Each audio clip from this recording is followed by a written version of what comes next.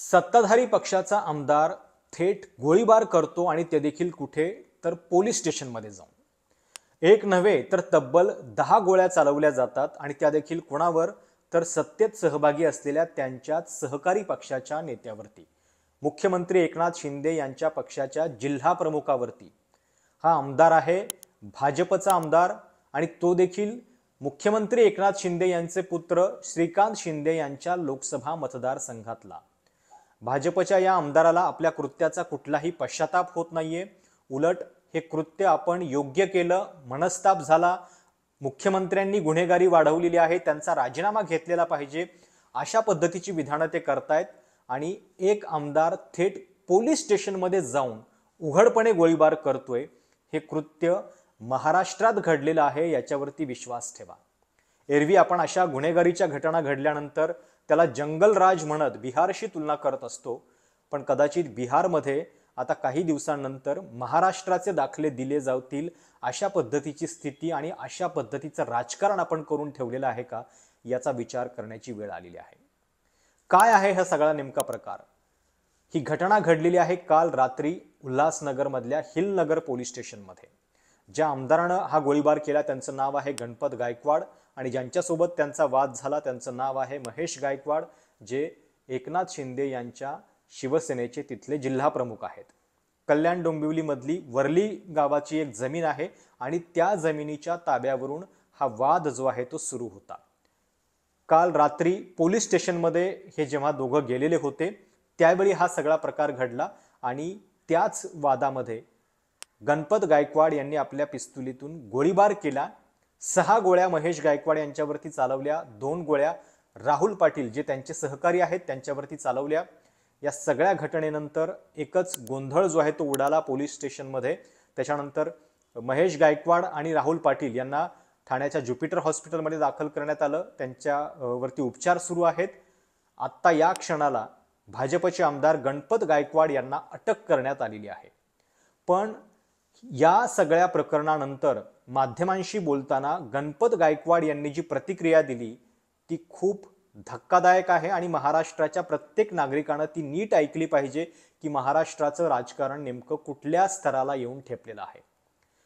काय म्हणाले आहेत गणपत गायकवाड हे आपण आधी बघूच, पण त्याच्या आधी हा सगळा प्रकार जो आहे तो पोलीस स्टेशनच्या त्या सीसीटीव्ही मध्ये सुद्धा कैद झालेला होता आणि तिथं नेमकं काय घडलं ते बघा।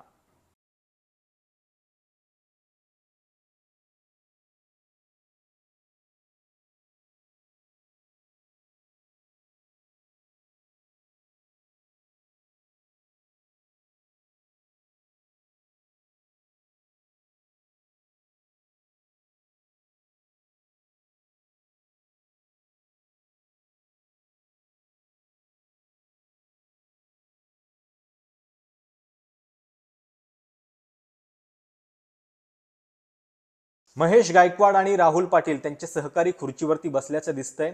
गणपत गायकवाड एका कोपऱ्यामध्ये दिसतायत।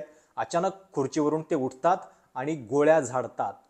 गोळ्या झाडू लागल्यानंतर दुसऱ्या खोलीच्या आतमधून सुद्धा काही लोक बाहेर येतात, त्यांना अडवण्याचा प्रयत्न करतात, झटापट होते आणि याच्यामध्ये अजून गोळ्या ज्या आहेत त्या झाडल्या जातात। हा सगळा धक्कादायक प्रकार जो आहे तो काल रात्री साधारणपणे 10 वाजण्याच्या सुमारास हिलनगर पोलीस स्टेशनमध्ये घडलेला आहे आणि तिथले सिनियर पीआय अनिल जगताप हे त्या सगळ्या घटनेच्या वेळी तिथं प्रत्यक्ष उपस्थित होते। म्हणजे पोलिसांच्या समोरच एका आमदारानं थेट गोळीबार केलेला आहे। शिवाय या गोळीबारानंतर त्यांना त्याचा कुठलाही पश्चाताप नाहीये। माध्यमांशी बोलताना ते काय म्हणाले? पोलीस स्टेशनच्या दरवाजात माझ्या मुलाला धक्काबुक्की केली, माझ्या जागेचा या लोकांनी जबरदस्तीनं कब्जा घेतला। एकनाथ शिंदे हे महाराष्ट्रामध्ये गुन्हेगारांचं राज्य घडवण्याचा प्रयत्न करत आहेत। एकनाथ शिंदे मुख्यमंत्री असले तर महाराष्ट्रात फक्त गुन्हेगारच पैदा होतील। आमच्यासारख्या चांगल्या माणसाला एकनाथ शिंदेंनी आज गुन्हेगार बनवलेलं आहे। मला मनस्ताप झाला आणि म्हणून मी ही फायरिंग केली। पुन्हा त्यांना प्रश्न विचारला की तुम्हाला काही पश्चाताप होतोय का, तर त्याच्यावरती सुद्धा ते म्हणाले की मला काही पश्चाताप नाही, माझ्या मुलांना मारत असतील पोलिसांसमोर तर मी काय करणार। एकनाथ शिंदे साहेबांनी असेच गुन्हेगार महाराष्ट्रभर पाळून ठेवलेले आहेत, हे देखील त्यांचं म्हणणं आहे। या आमदारांचं म्हणणं आहे की सतत माझा इन्सल्ट जो आहे तो त्यांच्या पक्षाच्या नेत्यांनी केला, म्हणजे शिवसेना शिंदे गटाच्या नेत्यांनी माझा निधी वापरला जातो, ज्या ज्या ठिकाणी मी निधी आणला त्या त्या ठिकाणी श्रीकांत शिंदे बोर्ड लावतात जबरदस्तीनं, माझ्यावर भ्रष्टाचाराचे आरोप केले. एकनाथ शिंदेंनी त्या भ्रष्टाचारामध्ये किती पैसे खाल्ले हे त्यांनी सांगावं. हा अतिशय धक्कादायक आरोप आहे. सत्ताधारी पक्षाचा आमदार, ते देखील भाजपचा आमदार, एक आरोप करतोय मुख्यमंत्र्यांच्या वरती की त्यांनी या भ्रष्टाचारामध्ये पैसे खाल्ले आहेत हे त्यांनी सांगावं. देवाचं नाव घेऊन त्यांनी सांगावं की गणपत गायकवाडचे किती पैसे बाकी आहेत. पुढे ते असंही म्हणतात की शिंदे साहेबांनी उद्धव साहेबांशी गद्दारी केली, ते भाजपसोबत पण गद्दारी करणार आहेत. शिंदे साहेबांच्याकडे माझे करोडो रुपये बाकी आहेत, देवाला मानत असतील तर गणपत गायकवाडचे किती पैसे आहेत हे त्यांनी सांगावं. एकनाथ शिंदेंचा राजीनामा घेतला पाहिजे. महाराष्ट्रात गुन्हेगारी वाढलेली आहे. आता स्वतः पिस्तूल घेऊन पोलीस स्टेशनमध्ये जाणारे हे आमदार गणपत गायकवाड गुन्हेगारी वाढल्याचा आरोप जो आहे तो मुख्यमंत्र्यांच्या वरती करतायत. ज्या भाजप आणि शिवसेना शिंदे गटाचं एकत्रितपणे सरकार आहे त्यांच्यामधली ही भांडणं आहेत आणि एका जागेच्या वादावरून भांडणं आहेत. डोंबिवलीमधल्या वर्ली गावातली ही जमीन आहे. गणपत गायकवाड आणि महेश गायकवाड यांच्यामध्ये त्याच्यावरून वाद काय झाला तर गणपत गायकवाडांचं वर्जन आहे की 10 वर्षांपूर्वी त्यांनी ही जागा घेतलेली, त्या जागेच्या मालकांना पैसे दिलेले होते 2-3 वेळा, पण ते सह्या करायला समोर येत नव्हते. त्याच्या विरोधात आपण कोर्टात गेलो, कोर्टात केस जिंकलो. 7/12 आमच्या कंपनीच्या नावावर झाला. त्यावेळी महेश गायकवाड यांनी जबरदस्तीनं त्याच्यानंतर सुद्धा कब्जा करण्याचा प्रयत्न केला. आपण त्यांना सांगितलं की तुम्ही जबरदस्तीनं कब्जा घेऊ नका, कोर्टात जा, कोर्टातून काय ते करू, पण तरी सुद्धा ते कंपाऊंड तोडून आतमध्ये आले, असं त्यांचे वर्जन आहे. अर्थात याच्याबद्दल गणपत गायकवाड यांच्यावरती सुद्धा आरोप होत आहेत. काल सुद्धा काही महिलांसोबत वादावादीचा एक व्हिडिओ आलेला होता की जो याच सगळ्या जमिनीच्या वादासंदर्भातला होता. त्याच्यामुळे त्याच्यातलं नेमकं सत्य काय आहे ते पोलीस तपासामध्ये समोर येऊ शकतं. पण हे वर्जन जे आहे ते दोघंही आपापल्या बाजूनं सांगतायत. आता हे गणपत गायकवाड नेमके आहेत कोण तर रिक्षा चालक ते केबल किंग आणि रिअल इस्टेट व्यावसायिक अशी त्यांची ओळख आहे. सुरुवातीला 2 वेळा ते अपक्ष म्हणून निवडून आलेले आहेत, 2009 आणि 2014. 2009 मध्ये शिवसेनेच्या उमेदवाराचा आणि 2014 मध्ये त्यांनी पुन्हा अपक्ष म्हणूनच निवडणूक लढवलेली होती.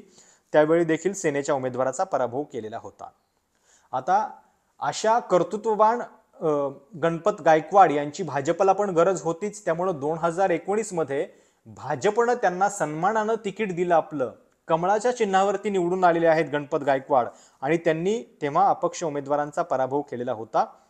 टीव्ही केबल आणि रिअल इस्टेटमध्ये त्यांचं नाव आहे. गणपत गायकवाड यांचा मुलगा वैभव हा भाजपमध्ये कल्याण जिल्हा युवक अध्यक्ष पदावरती आहे. स्थानिकांच्या जमिनी बळकावल्याचा गायकवाड कुटुंबियावरती आरोप आहे आणि त्याच वादामधून त्यांचा शिंदे गटासोबतच्या नेत्यांमध्ये सुद्धा अनेकदा वाद झालेला आहे. अशा पद्धतीनं हे सगळं प्रकरण जे आहे ते महाराष्ट्रामध्ये घडलेलं आहे. ज्या महाराष्ट्रामध्ये 3 पक्षांचं सरकार आहे त्यांच्यामध्ये जमिनीच्या वादावरून गोळीबार होतोय. एकीकडे याच्या आधी आपण बघितलेलं होतं की निधी वाटपावरून आमदार जे आहेत ते पक्ष सोडत होते. आता जमिनीच्या वाटपावरून किंवा जमिनीच्या वादातून एकमेकांना गोळ्या घालू लागलेले आहेत आणि हे सगळं महाराष्ट्रामध्ये घडतंय. धक्कादायक म्हणजे आपल्याला कुठलाही पश्चाताप होत नाहीये हे सुद्धा त्यांचं म्हणणं आहे. आणि खरं तर आता अशा सगळ्या प्रतिक्रिया आणि हे राजकारण बघितल्यानंतर एक मतदार म्हणून तुम्हाला सुद्धा आता पश्चाताप नाही झाला पाहिजे. तुम्हाला उलट म्हणजे आपल्या मतामुळे हे सगळे लोक निवडून आलेले आहेत आणि या लेवलला त्यांनी राजकारण आणून ठेवलेलं आहे. महाराष्ट्रासारखं राज्य, ज्या राज्याचे आपण सुसंस्कृत राजकारणाचे दाखले देत असतो एरवी, तिथं मुख्यमंत्री पुत्रांच्या लोकसभा मतदारसंघामध्ये इतक्या दिवसा ढवळ्या पोलीस स्टेशनमध्ये जाऊन गोळीबार होऊ लागलेला आहे आणि त्यामुळे कायद्याचं राज्य उरलेलं आहे की नाही हा प्रश्न आहे. इथं उपमुख्यमंत्री देवेंद्र फडणवीस हे स्वतः गृहमंत्री आहेत. त्यांच्याच पक्षाचे आमदार पोलीस स्टेशनमध्ये जाऊन गोळीबार करतायत, गोळीबारानंतर उघडपणे समर्थन करतायत आणि आपण केलं ते योग्य केलं, आपल्याला पश्चाताप नाहीये असं देखील म्हणतायत. आणि हा सगळा प्रकार जो आहे तो महाराष्ट्राची जनता उघडपणे बघते आहे. पण नेमकं करणार काय? कारण आपल्या राजकारणाचा स्तर जो आहे तो आपण इतक्या खालच्या लेवलला आणून ठेवलेला आहे की आमदारांना पश्चाताप होत नसेल तर मग आता मतदारांनी सुद्धा पश्चाताप करून काय उपयोग. गणपत गायकवाड यांचं तर बॅकग्राऊंड असं आहे की म्हणजे अशा अपक्ष उमेदवाराची गरज भाजपला वाटली आपला पक्ष वाढवण्यासाठी, सन्मान पूर्वक त्यांना तिकीट देण्यात आलं. त्यामुळं असे लोक जे आहेत ते भाजपला सुद्धा आपला महाराष्ट्रामध्ये विस्तार करण्यासाठी हवे होतेच आणि म्हणूनच त्यांनी त्यांना ताकद दिलेली असणार. आणि आज ते म्हणूनच इतक्या बिनदिक्कतपणे आपल्या पक्षाचे गृहमंत्री आहेत, त्याच्यानंतर सुद्धा ते हे म्हणतायत की गृहमंत्री म्हणजे त्यांच्या कानावरती त्यांनी हा सगळा प्रकार घातलेला होता, पण पोलीस स्टेशनमध्ये गोळीबार झाल्यानंतर त्यांना कुठलाही पश्चाताप जो आहे तो वाटत नाहीये. आता या सगळ्या प्रकरणामध्ये पुढे नेमकी काय कारवाई होतीये ते बघावं लागेल. त्या जमिनीच्या वादातून नेमका कुणावरती अन्याय झालेला आहे हे पण स्पष्ट व्हायला पाहिजे आणि त्यानुसार याचा निवाडा होईल. महेश गायकवाड आणि राहुल पाटील हे दोघेही शिंदे गटाचे आहेत. याच कल्याण लोकसभेच्या जागेवरून याच गणपत गायकवाडांनी जे भाजपचे आमदार आहेत त्यांनी काही स्फोटक विधानं सुद्धा केलेली होती. या जागेवरती भाजपचाच उमेदवार निवडून येऊ शकतो भाजपनं सांगितलेला असं विधान देखील करत त्यांनी श्रीकांत शिंदेंना चॅलेंज केलेलं होतं. त्यामुळं सत्तेसाठी जरी एकत्र आले तरी मन जुळलेली नाहीयेत का आणि लोकल लेवलला गोळीबारापर्यंत ही जी वेळ येते ती नेमकी कशामुळे होतीये?